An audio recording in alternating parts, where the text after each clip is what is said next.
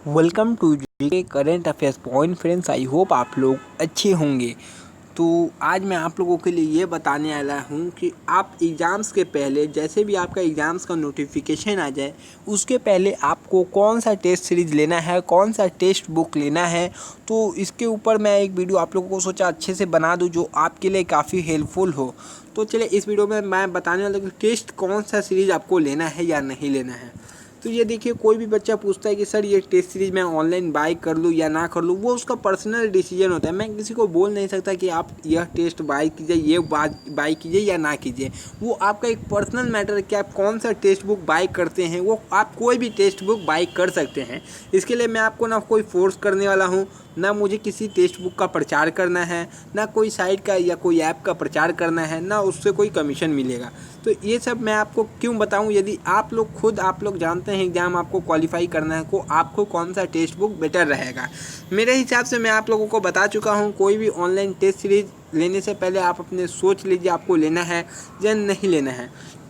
हाँ, आप जाके कोई भी बुक ले ले, टेस्ट के लिए कोई भी एक बुक ले ले, चाहे कोई भी राइटर का हो, अरिहंत हो या फिर एसके हो या फिर जो भी न्यू राइटर्स हो, उसका बुक लेके आप प्रैक्टिस कर सकते हैं। यदि आपको प्रैक्टिस करना है, जब फॉर्म फिलअप हो जाए उसके बाद आप डेली प्रैक्टिस सेट्स कर सकते हैं। कोई भी यदि ऑनलाइन करना हो तो ऑनलाइन भी कर लीजिए, यदि कुछ भी, वो आपके ऊपर फुल डिसाइडेड है। तो प्रैक्टिस सेट्स तो वो अपने जगह पे है। मैं आपको प्रैक्टिस करने के लिए उससे भी अच्छा उपाय बता रहा हूँ, उससे भी बहुत सटीक उपाय बता रहा हूँ। आप वो घर में करना, बट मैं ऑनलाइन के लिए बता दे रहा हूँ। यूट्यूब चैनल पे मैं कैसे करवाने वाला हूँ वो देख लीजिए। मैंने जो प्रैक्टिस सेट्स अभी तक 2.5 महीना समथिंग 65+ डेज से करवाते आ रहा हूँ। तो जो बंदे कर रहे हैं उनसे जाके पूछिए, उनसे पूछ लीजिएगा। आप जो भी कर रहे हैं या जो भी फुल प्रैक्टिस सेट्स किए हैं, वो कोई भी बुक उठाए तो उनका मार्क्स अच्छा ही आने वाला है। क्योंकि अभी तक मैंने जो प्रैक्टिस करवा दिया है आप लोगों को, काफ़ी चीज़ें प्रैक्टिस करवाए हैं, तो वह आपका अधिकतर बुक में वहाँ से क्वेश्चन सेम टू सेम मिल जाएगा। कोई भी प्रैक्टिस सेट उठाए, अरिहंत हो, नेवी का कोई भी प्रैक्टिस सेट्स उठाए एमआर के लिए, तो उसमें मैंने ऐसा साइंस के कॉन्सेप्ट करा रखे हैं कि आपका कम से कम जो 12 से 13 क्वेश्चंस आते हैं, 10+ क्वेश्चंस ही आएंगे। कम से कम 10+, कोई भी सेट्स उठा के देख ले, 10+ क्वेश्चंस आपको मिलना ही है। यही है जलवा कि कोई पढ़ाए ऐसा कि हर चीज़ कम से कम फंस जाए। ये होता है पढ़ाई, ना कि मैं आप लोगों को 50 साइंस क्वेश्चन 25 साइंस क्वेश्चन करवा देता तो उससे कोई फ़र्क नहीं पड़ने वाला था। सारे चीज़ कॉन्सेप्ट क्लास से ही पढ़ना इंपॉर्टेंट है आप लोगों के लिए। कॉन्सेप्ट क्लास पढ़ लीजिए। यदि आप कोई भी बुक उठाते हैं, साथ में मेरे साइंस के कॉन्सेप्ट क्लास को देखते हैं, तो देखिएगा कि आपके बुक में उतना नहीं है जितना मैंने करवाया। आप लूसेंट का कोई बुक उठाए, उतना एग्जाम्पल जितना मैंने आपको कराया है उतना लूसेंट के बुक में एग्जाम्पल नहीं है। ये बंदा एक बाकायदा कमेंट करके बताया था कि इतना एग्जाम्पल सर मैं लूसेंट पढ़ा हूँ, उतना एग्जाम्पल उसमें नहीं है जितना आप एग्जाम्पल्स करा देते हो। आपके साइंस कॉन्सेप्ट बहुत मस्त है। जो भी लड़का पढ़ा है उसको कॉन्सेप्ट क्लास पूछ लीजिएगा, साइंस का कॉन्सेप्ट क्लास किस लेवल का मैंने पढ़ाया है। काफ़ी लड़के तो नोट्स कर चुके हैं। जो नोट्स कर चुके हैं, जिसने पढ़ा है, ज़रूर कमेंट करके बता दीजिएगा आप लोग की साइंस कॉन्सेप्ट क्लास आप लोगों को कैसा लगा। ये ज़रूर लिख के बताइए, या जो नए हैं उनको पता चले कि साइंस कॉन्सेप्ट क्लास में कितना दम है, यह आप ज़रूर बताइए जो आप लोग पढ़ चुके हैं। हाँ, तो रहा साइंस का बात, तो मैंने साइंस में आपको बता दिया। साइंस कॉन्सेप्ट क्लास कर लीजिए। साइंस के टेस्ट भी मैंने करवा रखा है और कंटिन्यूअस टेस्ट आ रहा है। सबसे बेनिफिट टेस्ट कौन सा देने वाला है? डेली प्रैक्टिस सेट्स काफ़ी इंपॉर्टेंट है कि आपको स्टडी के टच में रहा जाए। स्टडी के टच में रहिएगा तो स्टडी आपके टच में रहेगी। इसलिए मैंने डेली प्रैक्टिस सेट्स एक नियमित रूप से कराना स्टार्ट कर दिया था, और आज से करीब कम से कम 70 डे पहले से प्रैक्टिस सेट्स हो रहा है।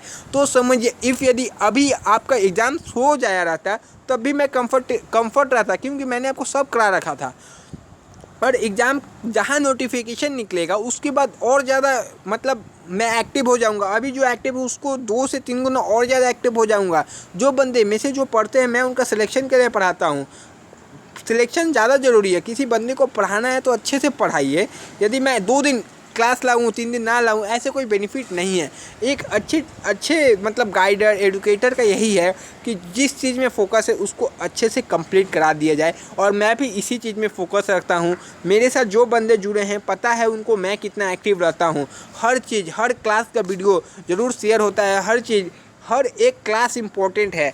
देखिए मेगा टेस्ट संडे और सैटरडे कम से कम 150 प्लस क्वेश्चंस को कराया जाता है। उसमें साइंस के 50 क्वेश्चंस रहते हैं, जीके के 100 क्वेश्चंस रहते हैं। काफ़ी इंपॉर्टेंट क्लास होता है। आप कोई भी चैनल देख लीजिए, आपको 100 क्वेश्चन जीके कराएगा, एमसीक्यू में नहीं करवाते हैं, क्योंकि उसको बनाने में भी समय लगता है, करवाने में भी समय लगता है।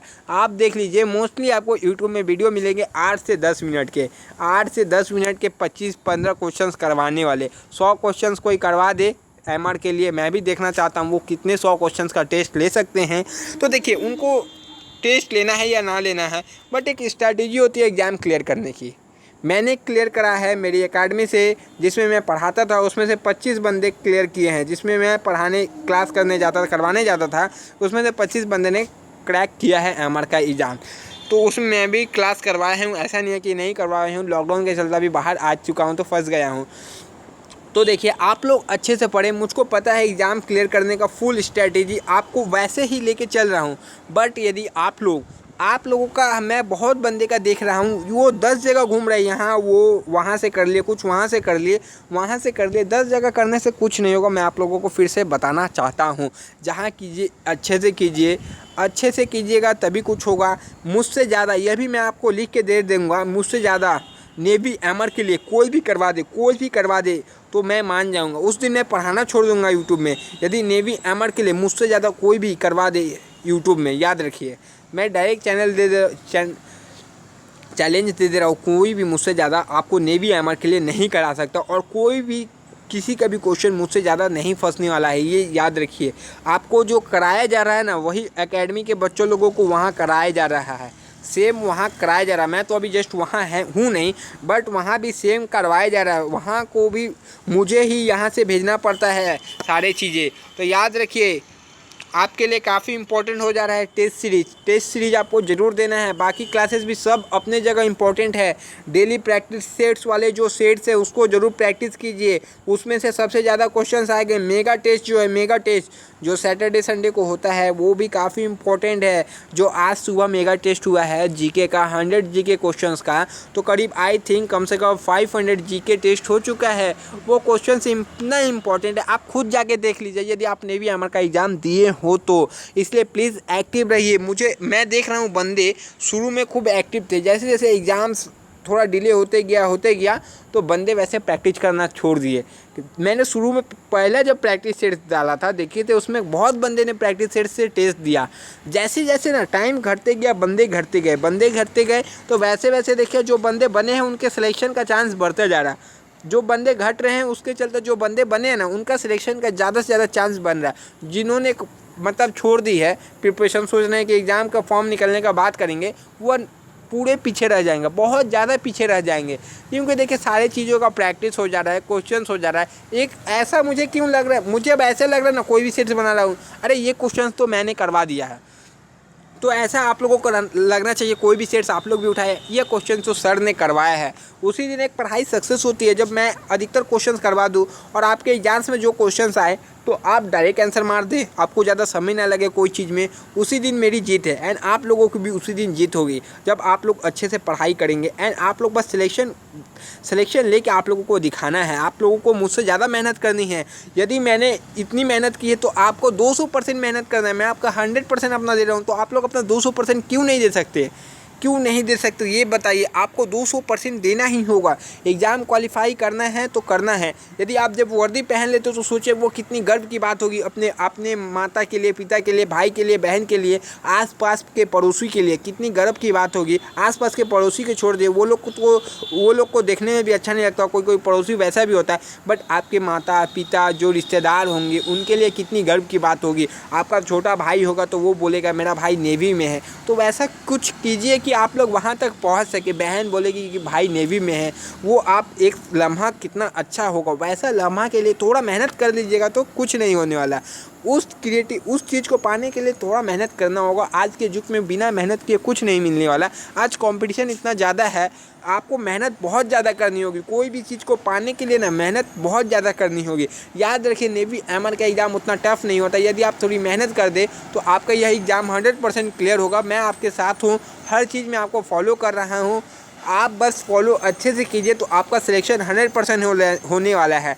याद रखिएगा, आप अपने घर के परिस्थिति को देख के मोटिवेट हुइए, ना कि मोटिवेट वीडियो देखिए। परिस्थिति देखिए कि आपके घर का परिस्थिति क्या है, अपने हालात को देखिए। आपको यदि आप नेवी एमआर ज्वाइन कर रहे हैं तो आपका फैमिली बैकग्राउंड पैसे से बहुत अच्छा नहीं है, इसलिए आप नेवी एमआर ज्वाइन करना चाहते हैं तो आप अपने बैकग्राउंड को देखिए। सोचिए कि 2 महीना में यह बैकग्राउंड अच्छा हो जाएगा यदि मैं सिलेक्शन ले लूँ, तो यह सोच के पढ़ाई कीजिए। थोड़ा मोटिवेट खुद हो जाइए, मोटिवेशन खुद से बनाइए। घर में कोई कुछ बोलता हो तो आपको भी ख़राब लगता होगा कि कोई कुछ बोलता है कि कुछ कर नहीं सकता। ये सब एक देखिए, ऐसा कुछ बात नहीं कि कोई बोलता है कहीं इसका नहीं हो रहा है क्लियर, ऐसा सबको बुरा लगता है। मुझे भी कभी कभी बुरा लगता है, बट सोचता हूँ आगे के बारे में। जब आपको भी सोचना है तो सोचिए कि कुछ ऐसा करके दिखाना है, कि लोगों को गर्व हो मुझ पर। तो उसके लिए आज थोड़ा पढ़ाई कर लीजिए। मैं आपको बहुत बार बोला हूँ, पढ़ाई पे फोकस कीजिए, फोकस ऑन स्टडी। पढ़ाई पे फोकस कर दीजिए, 1-2 महीना ज़्यादा से ज़्यादा जो भी है फोकस कीजिए। उसके बाद आपको घूमना है, मस्ती करना है, मौज करना है। जॉब हो गया तो मस्ती मौज अलग रहेगी, नहीं हुआ तो भी आपको मस्ती मौज ही करना है।